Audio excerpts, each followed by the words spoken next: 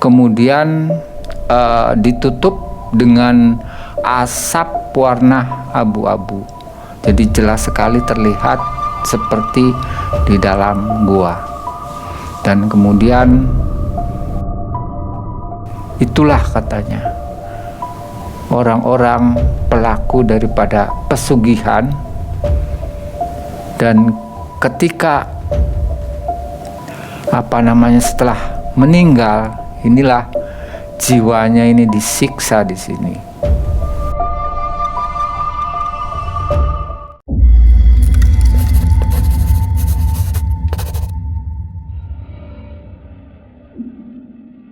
Assalamualaikum warahmatullahi wabarakatuh. Selamat malam dan selamat berjumpa kembali kepada sobat mengulas malam. Mudah-mudahan di malam hari ini kalian semua dalam keadaan sehat walafiat, dimudahkan segala urusan dan dimudahkan rezekinya. Amin amin ya rabbal alamin. Dan untuk kali ini saya akan coba berkisah tentang pengalaman pribadi saya, bagaimana setelah kematian para tumbal dan pelaku pesugihan.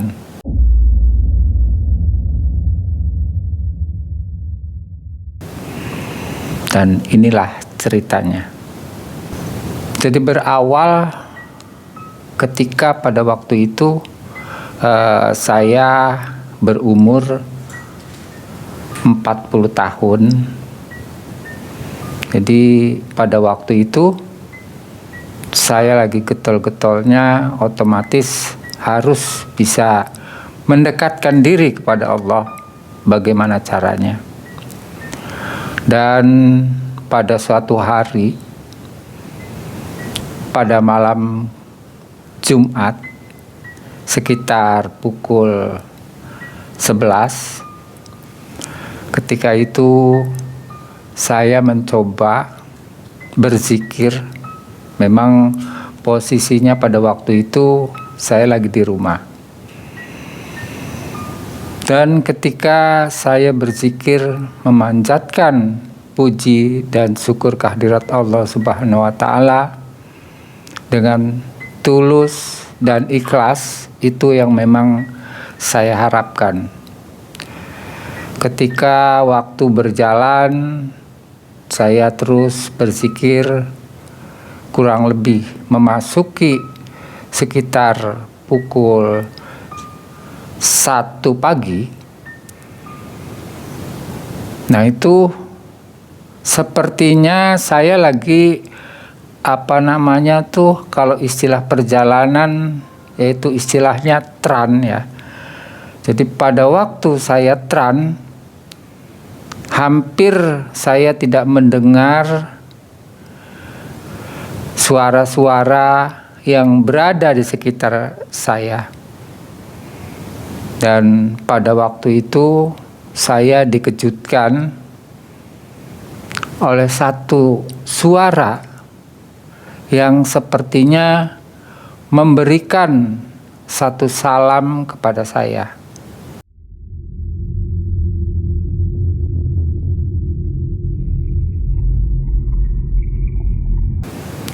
Dia berucap, "Assalamualaikum Ki Bayan."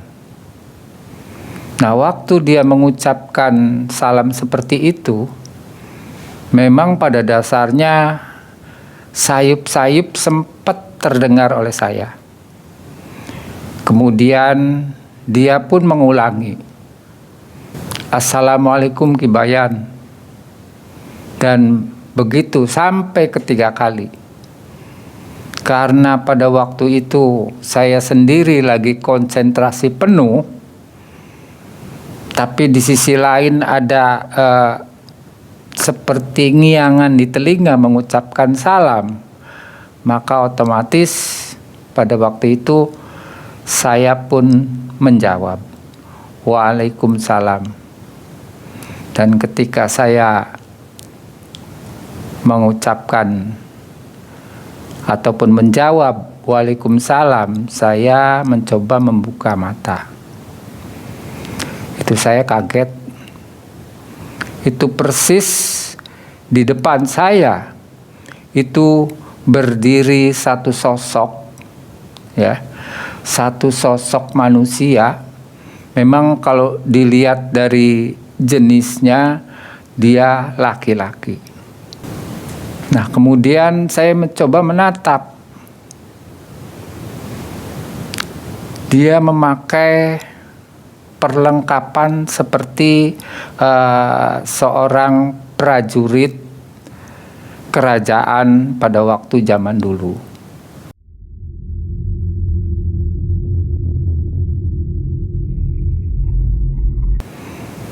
Dengan dia menyelipkan mungkin ini satu senjata entah berbentuk keris ataupun apa, ya. Ini terselip di pinggang. Kemudian si makhluk tersebut berbicara kepada saya.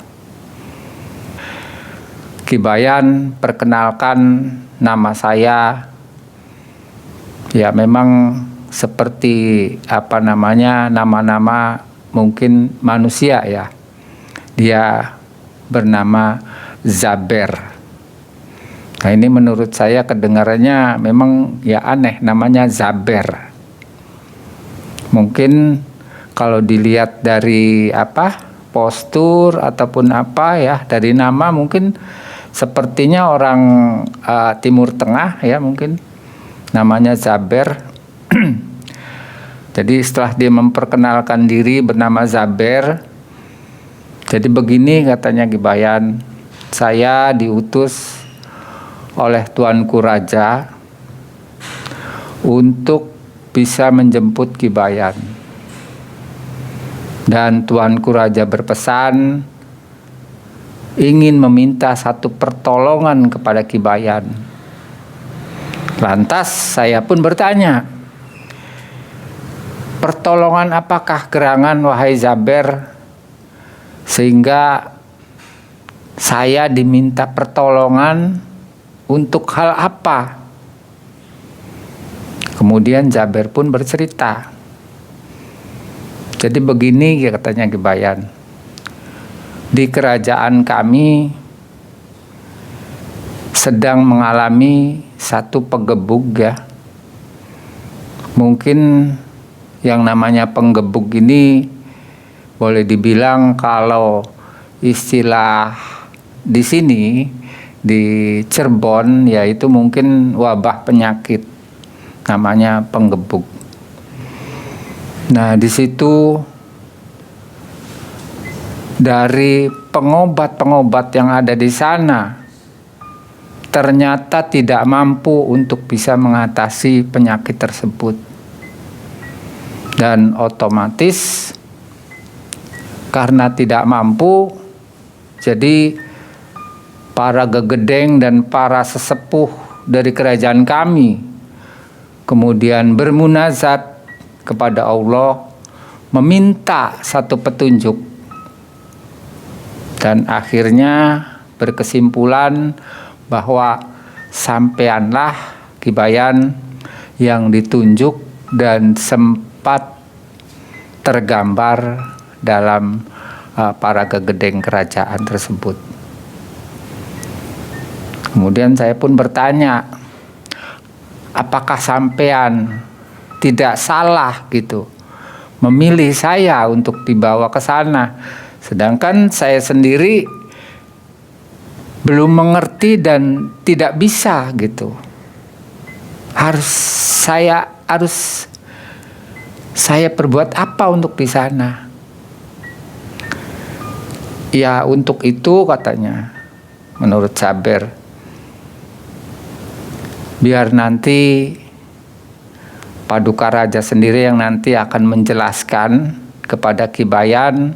Jadi untuk hal ini katanya mohon dengan sangat supaya Ki Bayan bisa ikut serta dengan saya. Dan otomatis saya pun jadi berpikir, aduh bagaimana ya, pikir saya dalam hati itu. Ini saya sendiri nggak mengerti ilmu pengobatan ataupun tabib. Tapi dipikir-pikir, ini si Jaber ini sangat yakin sekali. Apa yang digambarkan oleh sesepuh kerajaan bahwa sayalah orangnya yang ditunjuk dalam mungkin satu mimpinya atau satu petunjuknya untuk bisa mengobati satu wabah yang ada di kerajaannya.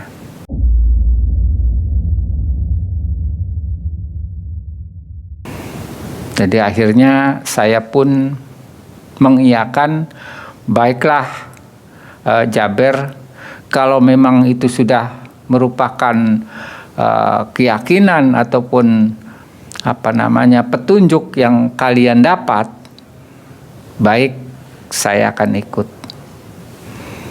Dan ringkas cerita, akhirnya berangkatlah saya dengan Jaber.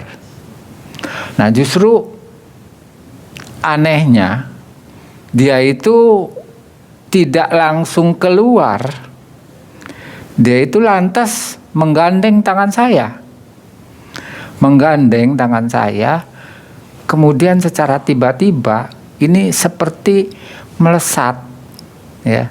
Seperti melesat, bahkan saya sendiri merasa aneh. Kok meresat, ya? Saya tidak nabrak gitu. Sedangkan dalam wujud saya yang kasar, otomatis karena waktu itu saya berada di dalam rumah.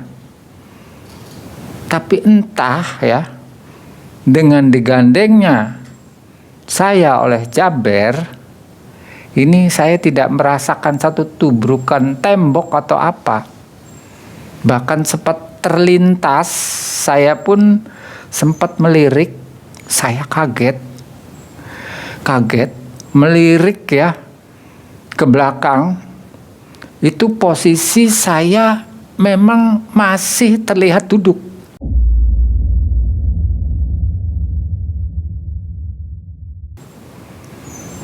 Nah, tanpa berpikir panjang karena posisinya sangat cepat, tapi saya jelas melihat saya masih duduk di lantai dengan beralaskan sejadah.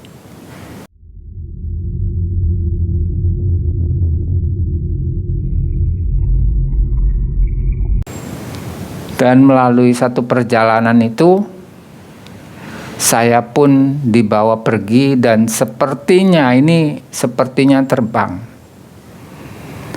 Saya melihat di sekeliling, ya, melihat bulan. Pada waktu itu memang saya sempat melihat, tidak dalam keadaan mendung, dan saya pun sempat melihat ke bawah, masih terlihat ada semacam cahaya-cahaya yang dipantulkan dari bumi. Dan lamanya perjalanan mungkin ya sekitar setengah jam, ya. Ini lama sekali kelihatan. Dan kemudian di satu tempat seperti daerah perbukitan, ya, itu saya melihat satu lorong yang mungkin kalau dilihat dari jauh itu seperti warna gelap, kemudian ditutup dengan asap warna abu-abu. Jadi jelas sekali terlihat seperti di dalam gua. Dan kemudian masuklah Jaber dengan saya ke dalam satu lorong. Dan dalam lorong itu ini saya juga sempat berputar, ya.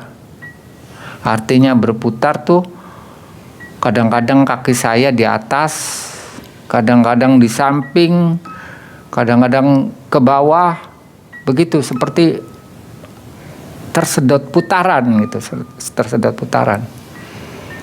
Dan tidak lama kemudian keluarlah saya dan Jaber ini seperti keluar dalam satu gua. Dan di situ saya pun diajak berjalan, tidak terbang seperti tadi lagi, tapi saya diajak berjalan menyusuri lembah. Nah, di sini saya melihat satu keanehan. Dan keanehan di sini banyak sekali batu-batu yang menumpuk.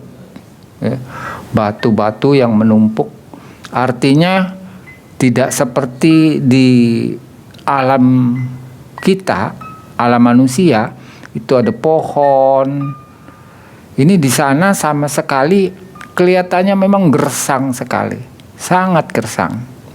Mungkin apakah ini padang pasir ataupun apa? Ya wallahu a'lam. Nah, terus saya berjalan bersama Jaber.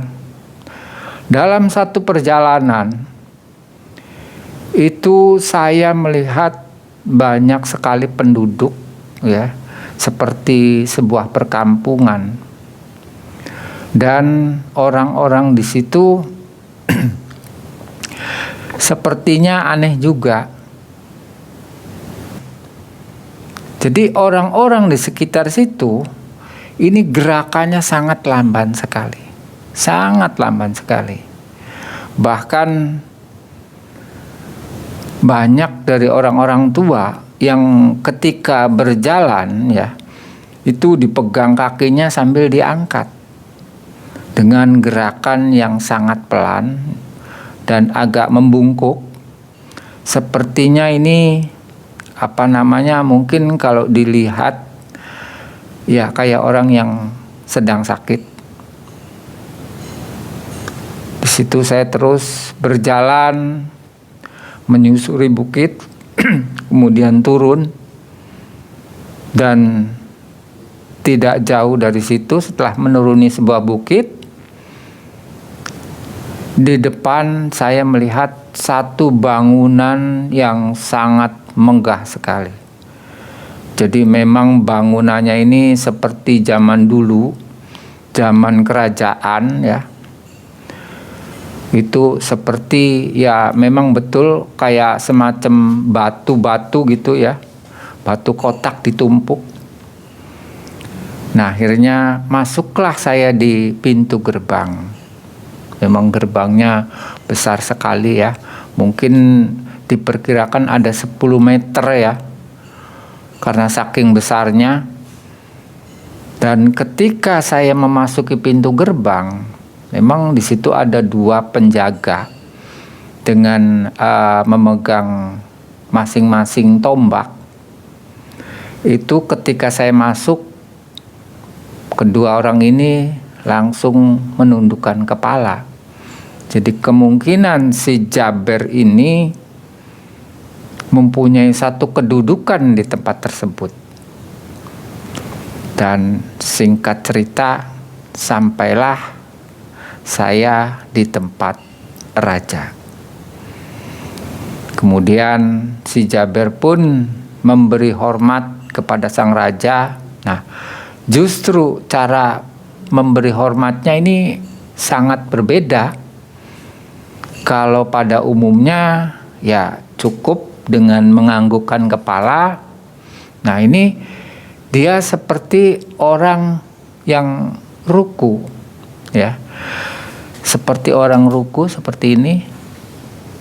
Kemudian dia pun mengatakan kepada sang raja, "Wahai paduka raja, tugas saya sudah selesai dan saya juga sempat membawa Kibayan kemari, dan untuk selanjutnya saya mohon diri." Akhirnya dia pun pergi entah kemana. Dan saya pun langsung menatap yang disebut paduka raja. Memang kalau dari perawakannya sih ya cukup tinggi besar dan memang gagah sekali, ya. Sang raja ini berkata, "Wahai Kibayan, Saya katanya atas nama rakyat ingin meminta satu pertolongan kepada Ki Bayan untuk bisa menyembuhkan penggebug yang berada di kerajaan saya.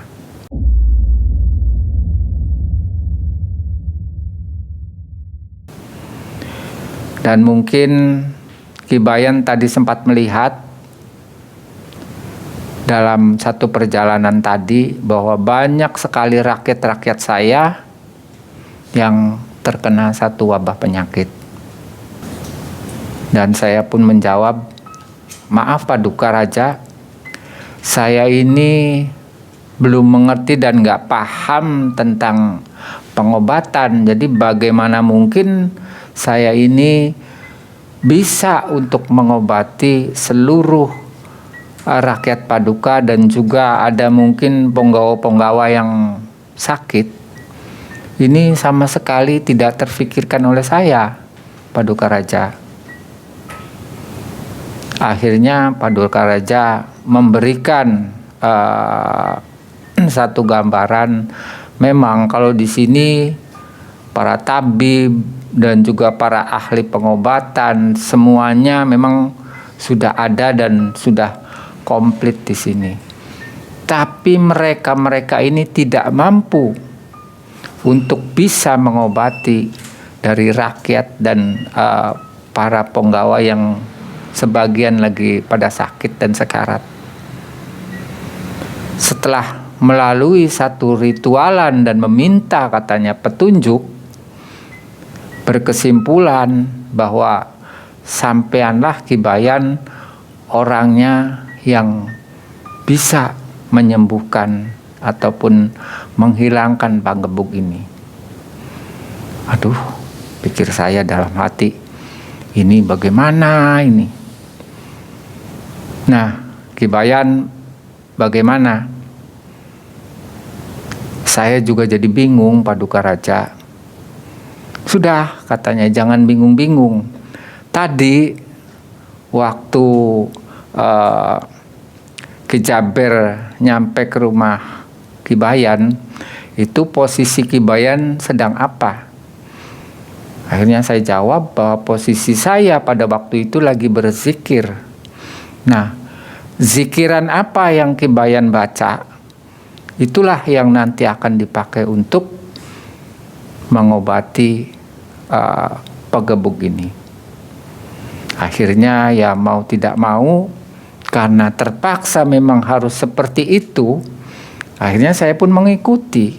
Baiklah Paduka Raja, kalau memang menurut Paduka Raja seperti itu, baiklah kata saya.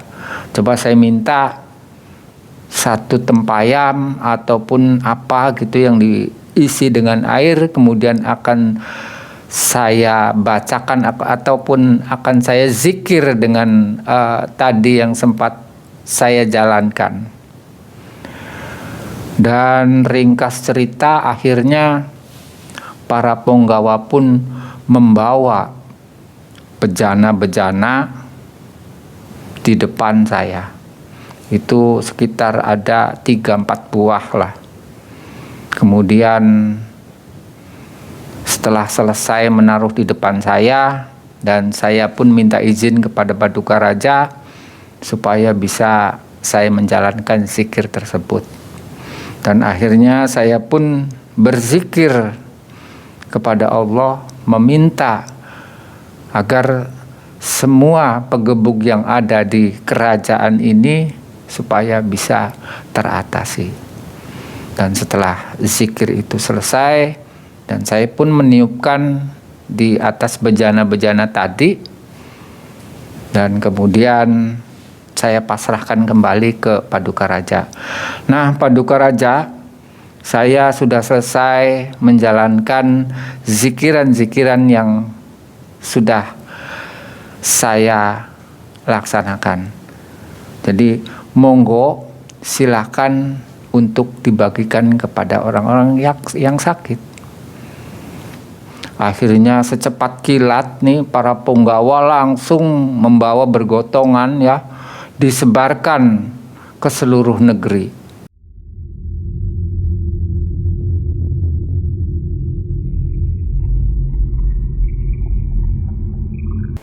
Dan setelah ditebarkan oleh semua penggawa-penggawa, akhirnya saya pun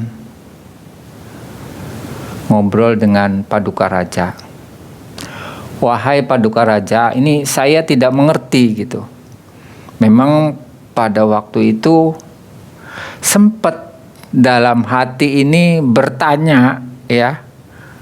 Cuma karena mungkin saya pikir takut tersinggung atau apa gitu, saya ingin bertanya. Ya kalau menurut pikir saya tuh, ini dalam hati ya, kalau menurut dengar-dengar kata orang tua bahwa bentuk daripada makhluk astral itu nggak karu-karuan. Ada yang mukanya menyon, ada yang wah udah nggak petah-petah gitu. Justru dikala hati saya berbicara seperti itu, Paduka Raja ini tertawa terbahak-bahak. Wah, nggak tahu senang atau apa gitu ya. Saya pun jadi kaget. Dan kemudian setelah Paduka ini tertawa, akhirnya berbicara kepada saya, wahai Ki Bayan. Tadi Ki Bayan berbicara dalam hati bahwa kalau memang bentuknya makhluk astral seperti yang ada di sini, itu memang bentuknya ya memang lain daripada yang lain, berbeda dengan manusia. Itu memang betul katanya.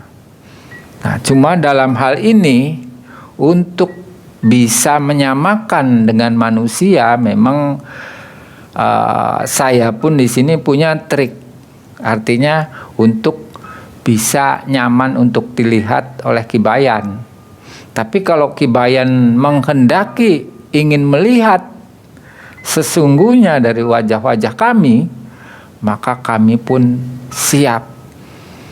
Setelah mengucapkan kami pun siap, ini langsung dari para penggawa, semua yang ada di situ termasuk daripada Paduka Raja sendiri, ini wujudnya berubah.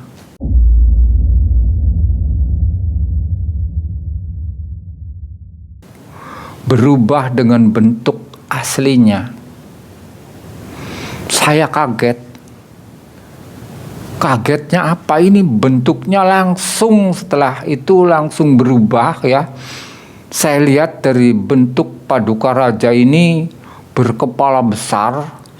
Nah, dia mempunyai satu tanduk di sini dengan brewok yang sangat panjang di sini, aut-autan, dengan berbulu tangannya, dengan kakinya.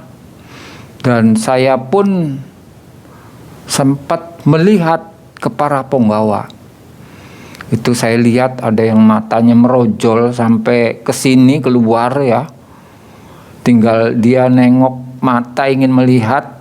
Wah, pokoknya kalau diceritakan ini sangat mengerikan sekali. Dengan taring yang istilahnya keluar.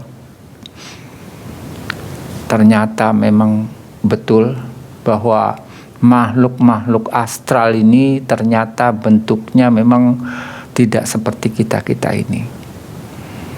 Dan dalam sekejapan kemudian mereka semua berubah kembali dalam wujud yang sama dengan manusia. Kemudian sang raja pun akhirnya berkata, nah Ki Bayan, itulah katanya wujud asli daripada kami-kami yang berada di sini. Mudah-mudahan Ki Bayan bisa memaklumi. Iya, bukan begitu kata saya itu, Paduka Raja, saya mohon maaf, memang secara tiba-tiba dalam hati saya ini terlintas seperti itu. Ya sudah, tidak apa-apa gitu. Dan setelah obrolan-obrolan itu, akhirnya yang sudah menyebarkan tempayam dan juga ke seluruh negeri, akhirnya melaporkan kepada sang raja, "Wahai Paduka Raja, alhamdulillah sebagian rakyat yang di utara dan juga di selatan, alhamdulillah," katanya, "sudah pada sehat, mungkin berkat daripada doa ataupun khasiat dari zikiran yang Ki Bayan langsung tiupkan kepada bejana tadi." Akhirnya bergembiralah dan bersoraklah, merasa bersyukur. Mungkin sebagian rakyat yang sudah meminum air itu akhirnya sehat kembali. Dan dari situ saya bertanya kepada Paduka Raja, "Wahai Paduka Raja, sebetulnya ini penggebug ataupun wabah ini asalnya dari mana, Paduka?" Kemudian Paduka pun menengok ke kiri dan juga ke kanan, mungkin meminta persetujuan dari orang-orang ataupun sesepuh kerajaan tersebut. "Baiklah Ki Bayan, akan saya sampaikan ini penyebabnya. Jadi begini, orang-orang," katanya. Nah, saya jelaskan, itu yang sebelah kanan itu ada satu bukit katanya. Sebelah kanan sana, ya memang saya lihat Paduka Raja, dan juga di sebelah kiri itu juga ada satu bukit. Betul, memang saya lihat Paduka. Nah, Ki Bayan, disitulah tempat-tempat yang dipakai manusia untuk bersekutu, artinya untuk meminta pesugihan.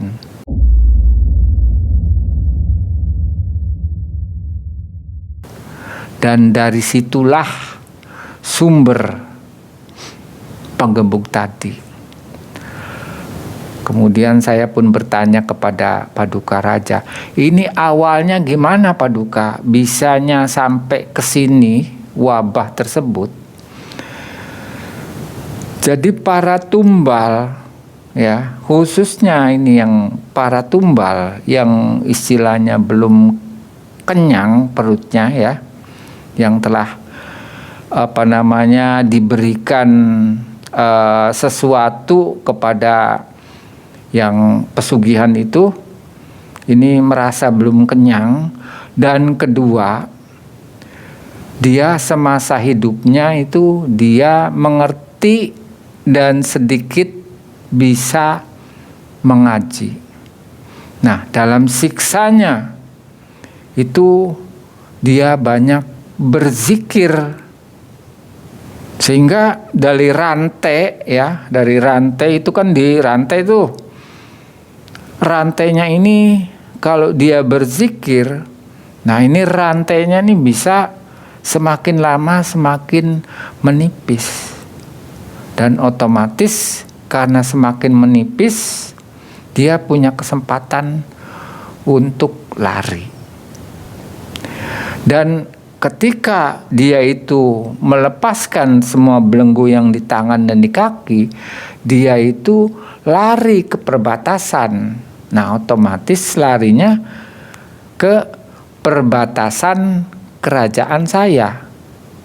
Nah, dari sini otomatis yang dari kerajaan pesugihan itu mau menangkap yang yang jadi tumbal pesugihan tadi, tapi memasuki wilayah yang berbeda.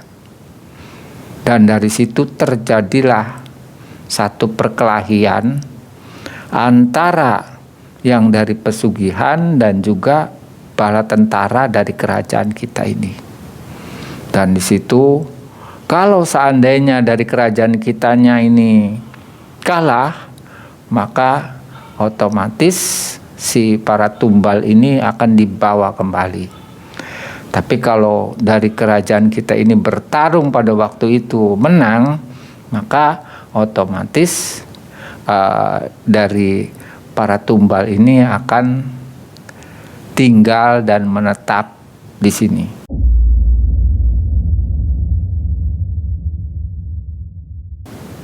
Nah, itulah yang terjadi beratus-ratus tahun. Dan bahkan mungkin yang nyampe ke sini itu sudah ribuan orang ya yang menyelamatkan diri ke sini. Jadi rata-ratanya mereka yang bisa lari itu masih ingat kepada Allah Subhanahu wa Ta'ala. Jadi zikir-zikir tadi itu sampai melemahkan belenggu-belenggu rantai yang mereka sempat dirantai ataupun dipenjara pada lari ke sini. Sehingga otomatis dari raja yang di sana bahkan keduanya pun sempat bergabung. Nah, bergabungnya di sini itulah dia menebarkan satu wabah. Jadi barang siapa yang pada waktu itu khususnya berada di luar ya, itu bisa terkena daripada wabah-wabah tersebut. Mungkin kalau di dunia nyata, dunia manusia mungkin semacam kayak radiasi atau virus. Barulah saya bisa mengerti.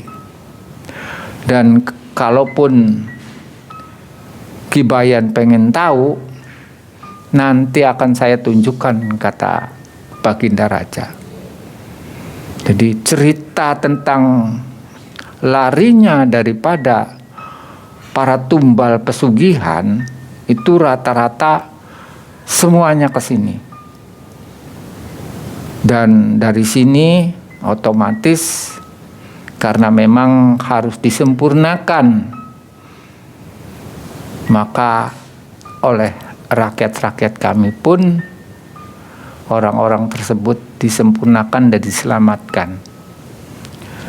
Baiklah sobat mengulas malam, saya lanjut kembali ya. Kemudian sang raja pun meminta kepada para penggawa untuk bisa mengambil satu bejana yang disebut pusaka bejana. Itu diambillah semacam kayak apa ya, saya baskom besar, itu mungkin lebarnya antara 1,5 meter.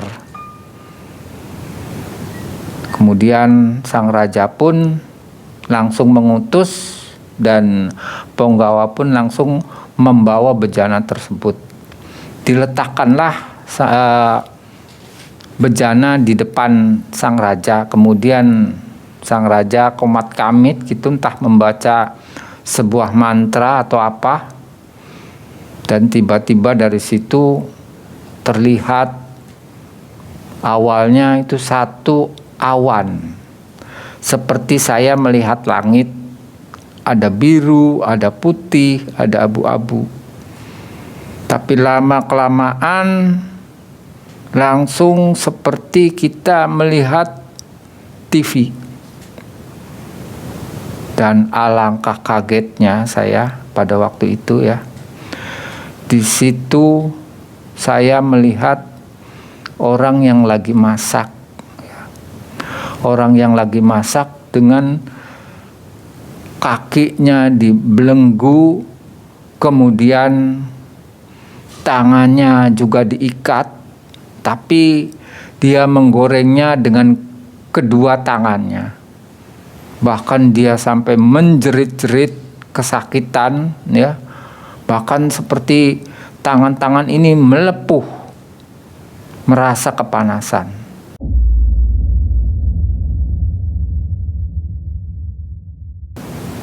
Dan kemudian bejana tersebut seperti ini ya, kamera pindah tempat kembali. Nah, di situ ada satu pilar-pilar, entah ini jumlahnya, pilarnya sangat banyak sekali, dan justru di bawahnya ini banyak orang-orang yang dipakai landasan buat pilar-pilar. Ini banyak sekali. Nah, di situ jeritan-jeritan dan tangis-tangis daripada orang-orang yang disiksa. Nah, Ki Bayan itulah katanya orang-orang pelaku daripada pesugihan, dan ketika setelah meninggal, inilah jiwanya ini disiksa di sini. Saya sampai terdiam antara sedih dan juga ngeri melihat apa yang ada di bejana tersebut. Dan akhirnya saya jadi tidak kuat. Ya sudah, Paduka Raja, memang saya sudah mengerti semuanya apa yang telah Paduka ceritakan, dan saya pun melihat dengan mata telanjang. Dan untuk itu, karena memang tugas yang diberikan Paduka Raja kepada saya sudah selesai, jadi saya mohon diri. Baiklah Ki Bayan, saya mengucapkan seluruh rakyat dan kerajaan ini mengucapkan banyak terima kasih kepada Ki Bayan, dan alangkah lebih senang dan bahagianya, dan dengan sangat memohon, artinya si raja ini meminta zikiran tersebut kepada saya untuk dia dan juga untuk rakyatnya, supaya bisa menghalau penggebuk yang mungkin nanti akan terjadi kembali. Dan saya pun, karena memang segala sesuatu ilmu harus diamalkan, akhirnya saya pun mengajarkanlah zikiran-zikiran tersebut. Dan setelah saya mengajarkan zikiran-zikiran tersebut, akhirnya saya pun dibolehkan untuk segera pulang. Satu hal Ki Bayan, sebagai rasa terima kasih katanya, permintaan apa yang bisa saya berikan kepada Ki Bayan? Saya juga sempat berpikir, ya sepintas, karena memang pada waktu itu niat dari hati saya ini mengharap satu ridho dari Allah Subhanahu wa Ta'ala tanpa pamrih.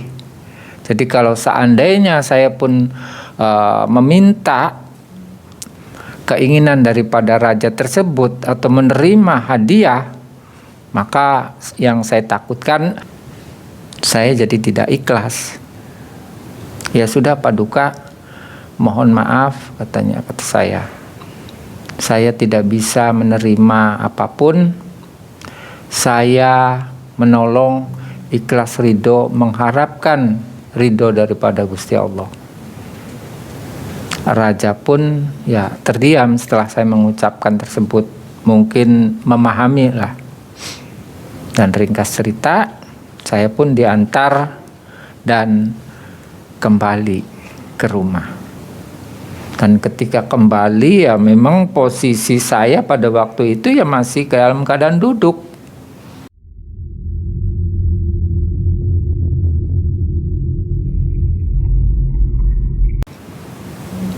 Entah itu yang dinamakan Rogo Sukmo ataupun apa ya wallahu a'lam.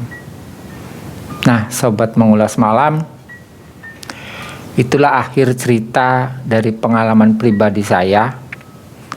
Memang kurang lebihnya pelaku-pelaku daripada pesugihan ataupun tumbal sepertinya ya mungkin seperti yang saya gambarkan tadi. Kurang lebihnya mohon maaf. Wabillahi taufiq wal hidayah. Wassalamualaikum warahmatullahi wabarakatuh.